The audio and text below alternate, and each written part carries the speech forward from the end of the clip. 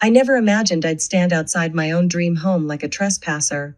But here I am, gripping the cold metal gate of Lakeview Estate until my knuckles turn white. The house Ethan and I spent years designing now looms before me like a stranger wearing familiar clothes. White brick walls that once promised warmth now feel clinical, sterile, as if the building itself is rejecting my presence. Sophia Reed's cherry red Porsche sits in the circular driveway, a garish reminder of everything I've lost. My stomach churns as I remember the endless overtime hours at Harrison and Blake, the weekends sacrificed, all to afford this very home.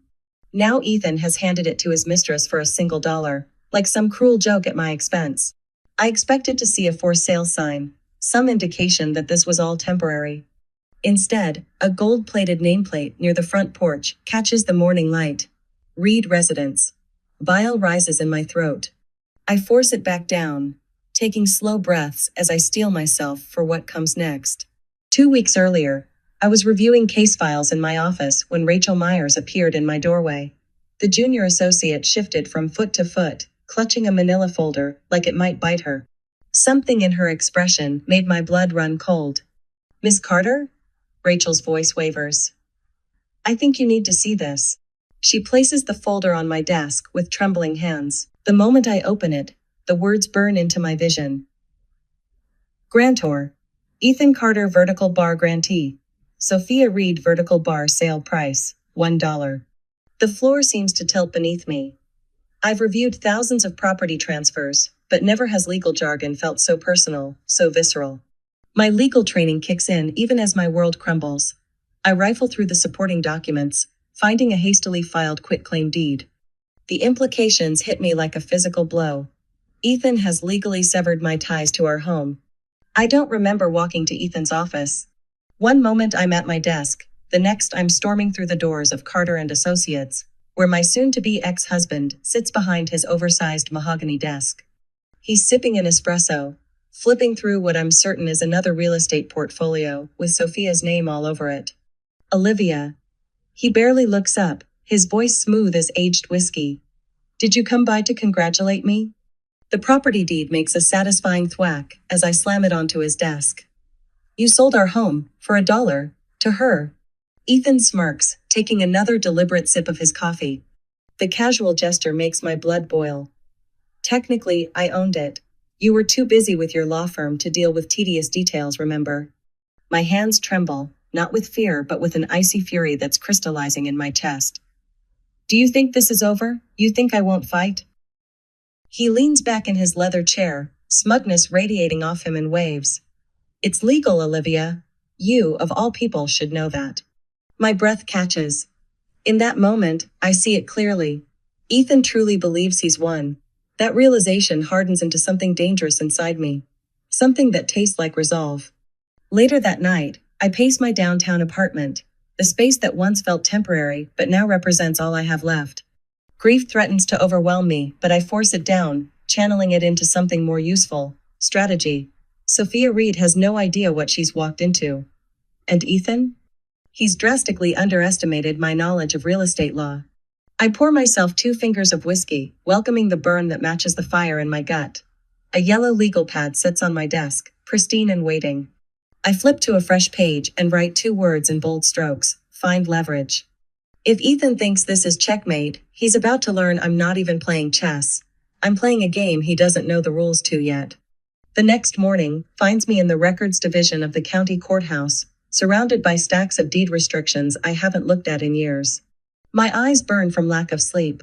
But then I see it, a clause buried deep in the original development contract that makes my heart race.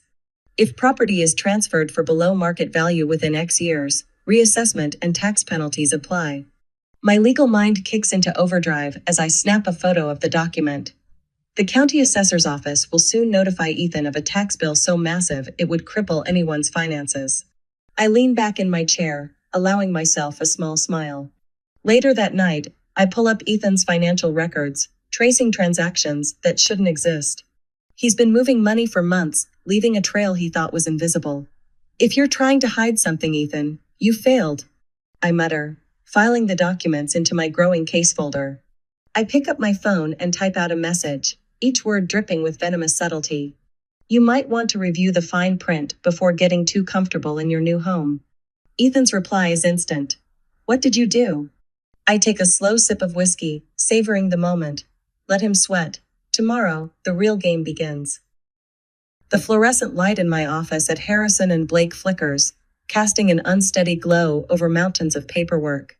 My eyes burn from staring at endless documents, but I force myself to keep reading. Every signature, every notarized page, every clause somewhere in this maze of legalese. Ethan made a mistake. He had to. I take another sip of cold coffee, grimacing at the bitter taste. The clock on my wall shows 11:47 p.m., but time lost meaning hours ago.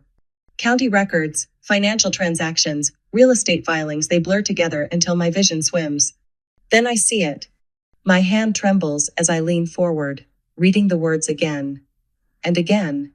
A small, innocuous clause buried in the original deed restrictions, something so easy to overlook if you weren't specifically searching for it. If property is transferred for below market value within 5 years of purchase, reassessment and tax penalties apply. My heart pounds against my ribs. This isn't just a loophole, it's a loaded gun, and I'm about to pull the trigger. The memory hits me like a physical blow. Ethan and I, sitting in our old apartment, wine glasses in hand. His voice warm honey, dripping with false sincerity. You trust me, don't you? He'd asked, sliding the paperwork across our coffee table. I'll handle all this. You focus on your cases, I know you don't like dealing with the tedious details. I remember signing without a second thought, exhausted from another 14-hour day at the firm. Back then, his offer felt like love, like partnership. Now the memory tastes like ash in my mouth.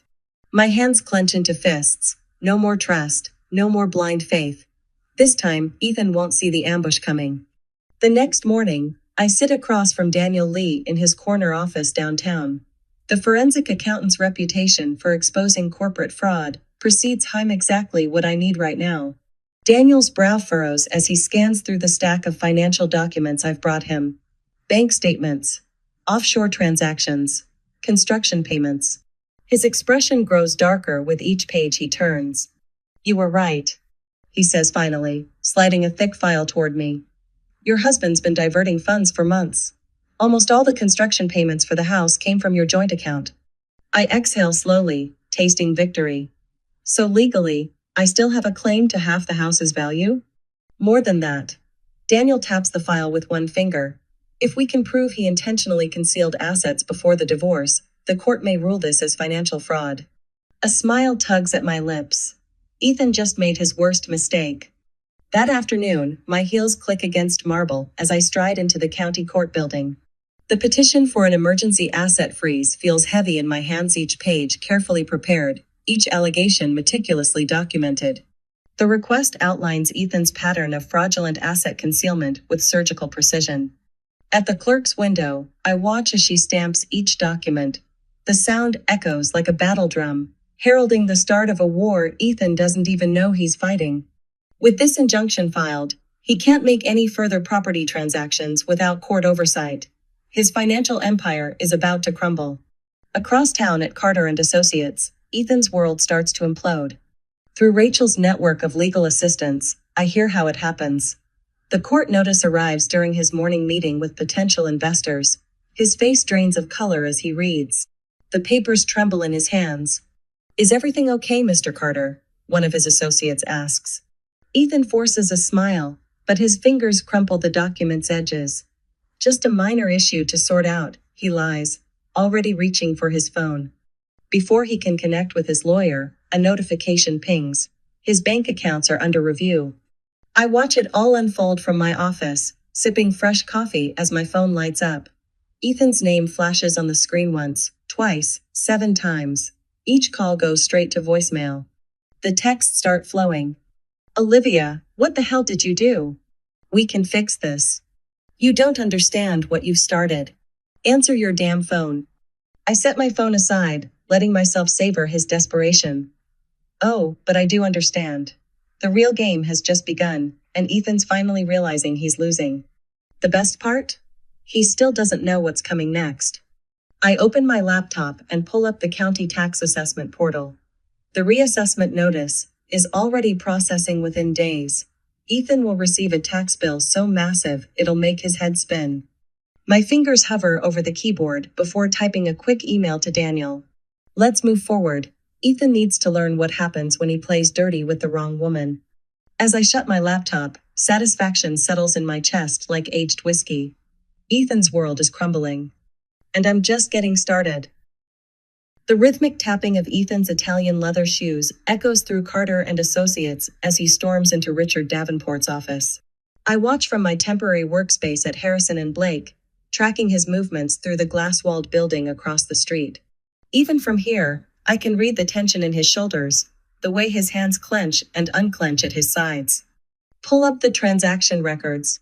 I tell Daniel Lee, my eyes never leaving Ethan's agitated pacing.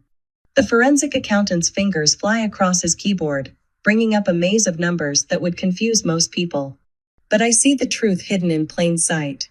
Every fraudulent transfer, every attempted cover-up. There. Daniel points to a series of offshore transactions.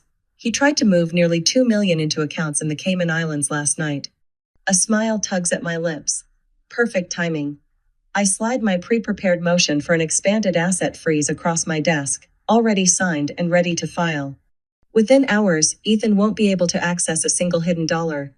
My phone buzzes. Rachel Myers appears in my doorway, her expression a mix of excitement and nervousness. It's done. The banks have flagged all suspicious transactions. His accounts are frozen indefinitely. I check my watch. 3, 2, 1. My phone lights up with Ethan's name. I decline the call, savoring the small victory. Let him sweat.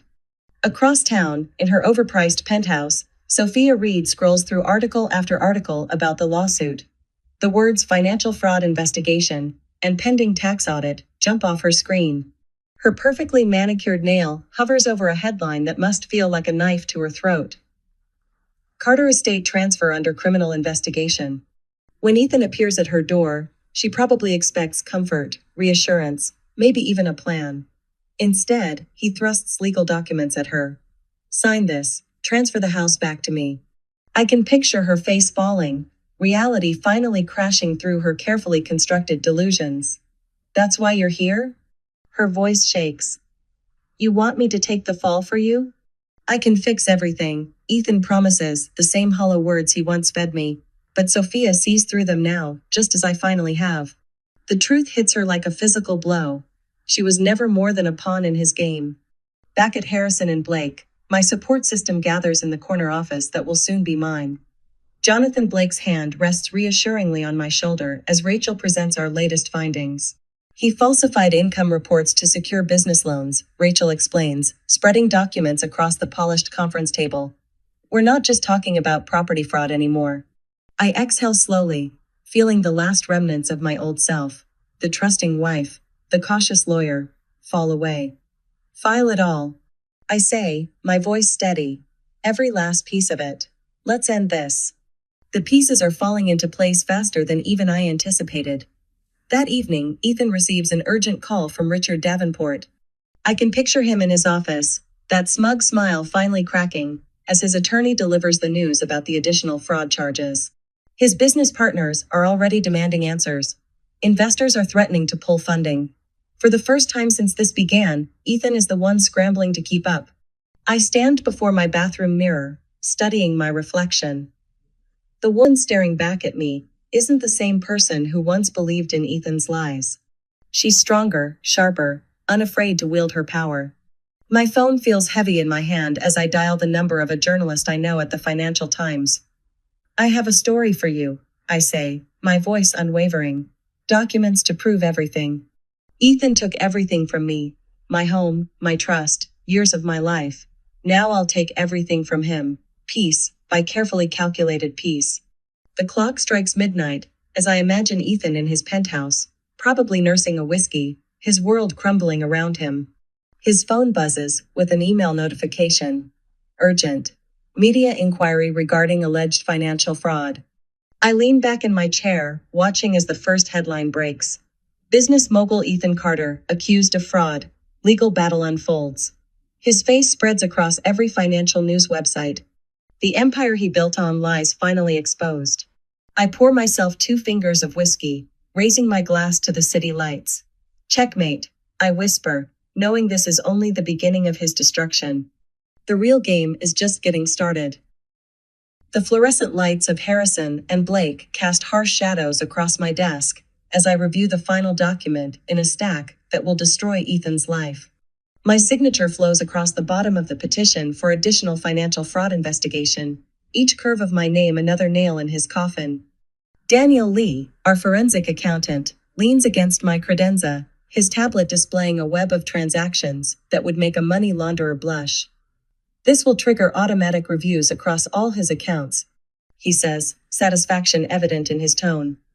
The moment Judge Reeves sees these numbers, he won't have time to hide anything else, I finish, passing the signed petition to Rachel. My young protege's hands are steady now, unlike 2 weeks ago, when she first brought me evidence of Ethan's betrayal. She's learned quickly that justice requires a spine of steel. I watch her purposeful stride as she leaves with the documents, headed for Judge Malcolm Reeves' courthouse. Known for his zero tolerance of financial crimes, Reeves is exactly the judge we need. My computer pings with the courthouse confirmation email, and a smile tugs at my lips. Let the games begin. Across town, Ethan paces his office at Carter & Associates, his Italian leather shoes wearing tracks in the carpet. The headlines are spreading faster than his damage control team can contain them. His attorney, Richard Davenport, watches from behind wire-rimmed glasses, his expression grim. The business network wants an exclusive, Davenport says, his voice tight. It's your chance to get ahead of this. Ethan straightens his tie, that familiar, arrogant gleam in his eye. He still thinks he can charm his way out of anything. 2 hours later, under the merciless studio lights, that confidence crumbles like a house of cards. Mr. Carter. The anchor's voice cuts like a scalpel. I'm holding legal filings that suggest systematic fraud spanning several years. Your ex-wife's evidence appears quite thorough. Sweat beads on Ethan's forehead as she reads from my filings. His carefully crafted image implodes in real time while millions watch. By the time the red recording light blinks off, his phone is already buzzing with calls from fleeing investors. The Lakeview estate feels different now. Sophia Reed sits in what was meant to be my breakfast nook, surrounded by tax notices bearing increasingly urgent red stamps. Her manicured hands shake as she scrolls through dozens of unread emails from the county tax office. The latest notice leaves no room for interpretation. 30 days to pay, or face property seizure. The amount would make anyone's stomach drop. She picks up her phone, desperation finally overwhelming pride. I need help, Olivia, she says when I answer, her voice small. Please, I didn't know about the tax penalties. Ethan never told me. I let the silence stretch, savoring the reversal. You should have read the fine print, Sophia. Just like Ethan should have. What do I do? The question comes out as barely more than a whisper. I exhale slowly, remembering my own moments of devastation. Sell the house, I tell her, my voice clinical. Sell it fast, before the tax penalties bury you. She hesitates, and I can hear the painful realization in her silence. Ethan never loved her enough to tell her the truth. The IRS won't wait for you to figure this out. I add, my words sharp with certainty. Within hours, a real estate agent's sign stands in front of the house I once thought would be my forever home. The dream Ethan dangled before her has become a millstone around her neck. Ethan's private line rings, the one he reserves for urgent matters. The bank's fraud department doesn't waste time with pleasantries.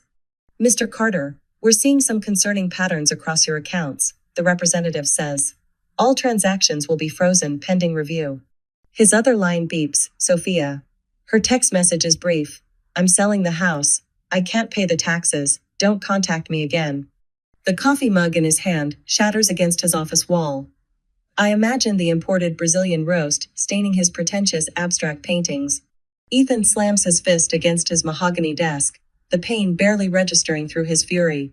The house is gone. The money is vanishing. His assets are frozen. From my office downtown, I watch his empire crumble in real time. CNBC's ticker scrolls with updates about Carter and Associates' plummeting stock value. Former business associates trip over themselves, issuing statements about severing all ties with Mr. Carter pending investigation. My phone buzzes with a message from Daniel. It's happening. The IRS is launching a formal investigation. Ethan won't recover from this. I pour myself 2 fingers of whiskey, savoring each sip. Ethan spent years treating me like I was beneath him, too focused on tedious details to see the big picture. Now I'm the one pulling all the strings, and he's powerless to stop it. Late that night, Ethan sits alone in his darkened penthouse, the blue glow of his laptop casting ghastly shadows across his face. Every account shows the same message. Account frozen, under review by fraud department. His phone vibrates one final time. The county tax office's last warning. Immediate payment required. Failure to comply will result in further legal action. Ethan grips the edge of his desk, his breath coming in shallow gasps. Everything he thought he controlled is slipping through his fingers like sand. I lean back in my chair at home, watching the city lights twinkle through floor-to-ceiling windows. Tomorrow, the final phase begins. But tonight, I savor my whiskey and the knowledge that Ethan's empire is crumbling, one frozen account at a time. Fix this, now. Ethan's voice crackles through his office phone, desperation seeping through every syllable. I can picture him at his mahogany desk, the one he used to brag about importing from Italy. His perfectly pressed suit now wrinkled from hours of anxious pacing. Richard Davenport's sigh fills the line. Even through the speaker, I can hear the defeat in his tone. There's no fixing it, Ethan. The IRS, the fraud investigation, the asset freeze-ites all stacked against you. A dull thud echoes, Ethan's fist meeting his precious desk. I lean back in my chair, savoring the sound of his composure cracking. Through the glass walls of my office, I watch Rachel organize the final pieces of evidence we'll present today.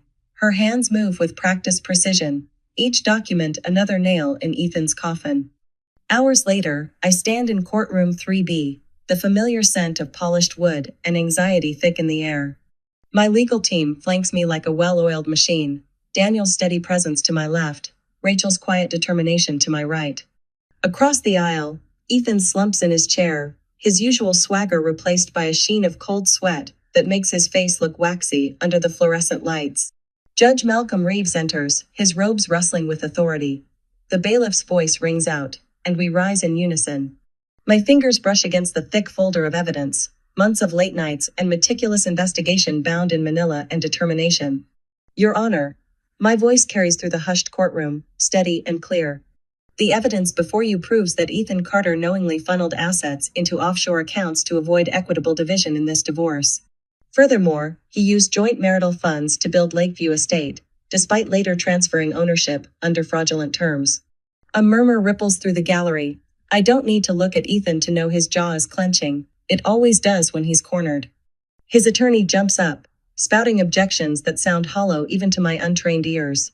But I'm already sliding the authenticated transaction records across the bench, each page another shovel of dirt on the grave of Ethan's empire. Judge Reeves studies the documents for what feels like hours, though my watch tells me it's only minutes. When he looks up, his gaze fixes on Ethan with the weight of incoming judgment. Mr. Carter. The judge's voice cuts through the tension. Based on the submitted evidence, this court has no choice but to rule in favor of full financial transparency. You will provide an audited account of all transactions within the last 5 years. Ethan's hands curl into fists under the defense table. Even from here, I can see his knuckles whitening, the same way they used to when a deal wasn't going his way.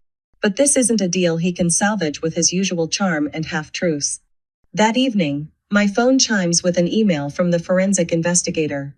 The attachment opens to reveal page after page of hidden accounts, each one a testament to Ethan's arrogance. He really thought I wouldn't find them. The dummy corporations, the shell companies, the labyrinth of transfers designed to hide our marital assets. I signed the settlement agreement with a steady hand, watching the ink dry on the page that grants me half of all remaining liquid assets and business investments. The pen feels heavy with justice. By morning, my phone is buzzing with news alerts. Business mogul Ethan Carter exposed for fraud, screams the headline from the Financial Times. I sip my coffee, watching as Ethan's carefully constructed house of cards collapses in real time. His stock prices plummet. Business partners vanish. The journalist he tried to manipulate has published a scathing expose instead, using the very interview he gave them as ammunition. Meanwhile, across town, Sophia Reed signs away the last piece of Ethan's delusion. Lakeview Estate, the home he tried to use to hurt me, sells for enough to cover the massive tax bill, with Sophia pocketing the difference. I hear she's booked a one-way ticket to somewhere warm and anonymous. Smart girl, finally. Across the city, in a half-empty luxury apartment, Ethan sits surrounded by legal notices and unpaid bills. His bank accounts are nearly drained. No more first-class flights. No more $1,000 dinners. No more keeping up appearances. His phone lights up with a notification. Final eviction notice. He sinks into a chair, staring at nothing. Just a month ago, he had everything. Now he's watching his entire world crumble, piece by piece. My phone buzzes. Ethan's name appears on the screen, a message glowing beneath it. You've destroyed everything. I never thought you'd fight back like this. I delete it without responding, and turn toward my window. The city sparkles below, lights twinkling like stars fallen to earth. For the first time in years, I feel the weight lift from my shoulders. Tomorrow, I'll wake up without the shadow of Ethan's betrayal hanging over me. But tonight? Tonight I pour myself a glass of the same whiskey he used to claim was too strong for me. And I savor every drop of my freedom. The elevator doors slide open to the top floor of Harrison and Blake, and I pause for a moment, taking in the sleek expanse of glass and steel before me. My heels click against the marble as I approach my new office, running my fingers over the golden nameplate that still doesn't quite feel real. Olivia Carter, partner. Sunlight streams through floor-to-ceiling windows, casting long shadows across the polished mahogany desk that dominates the space. I set down my leather briefcase, remembering the cramped office where I first learned of Ethan's betrayal. This room is twice the size, with a view of the city that takes my breath away. No more shadows. No more doubt. My hand brushes against a frame on the desk, and I pick it up, studying the photo inside. It's from the firm's holiday party 3 years ago. Me in a black cocktail dress, standing beside Ethan. My smile looks genuine, but now I see what I couldn't then. The slight tension in my shoulders, the way I'm angled toward him like a flower desperately seeking sun. That woman trusted too easily, worked too hard to please someone who never deserved it. I turn the frame face down, with a decisive click. That version of me no longer exists. The door swings open, and Rachel appears with Daniel and Jonathan in tow. Rachel's grinning, holding a bottle of champagne, while Daniel carries a cluster of glasses. Officially a partner, Rachel says, her eyes bright with pride. Who would have thought, huh? Daniel sets the glasses on my desk, shaking his head with a knowing smile. I did. I've seen you take down bigger sharks than Ethan Carter. Jonathan pops the cork with practiced ease, the sound echoing off the glass walls. You earned this, Olivia. Every single bit of it. He hands me a glass, and the champagne catches the morning light, turning golden. As we clink glasses, I look at these people who stood by me through everything. Rachel, who brought me that damning property transfer. Daniel, who helped me trace Ethan's hidden accounts. Jonathan, who never once doubted my abilities. I was never truly alone. My phone chimes with a new email notification. The subject line catches my eye. I need help. My husband is hiding assets. The sender's name is Emily Dawson, and her desperate words hit me like a physical blow, echoing my own past. Without hesitation, I pick up my phone and dial her number. She answers on the first ring, her voice thick with tears. I've been where you are, I tell her, my tone steady and sure, but you're not alone, and I know exactly how to fight back. After we hang up, I walk to the window, looking down at the city sprawling below.